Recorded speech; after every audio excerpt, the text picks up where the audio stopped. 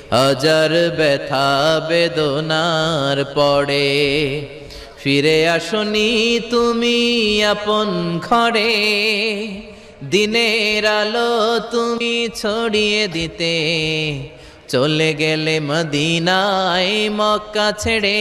হে রাসূল তোমাকে ভুলি আমি কেমন করে, হে রাসূল তোমাকে ভুলি আমি কেমন করে।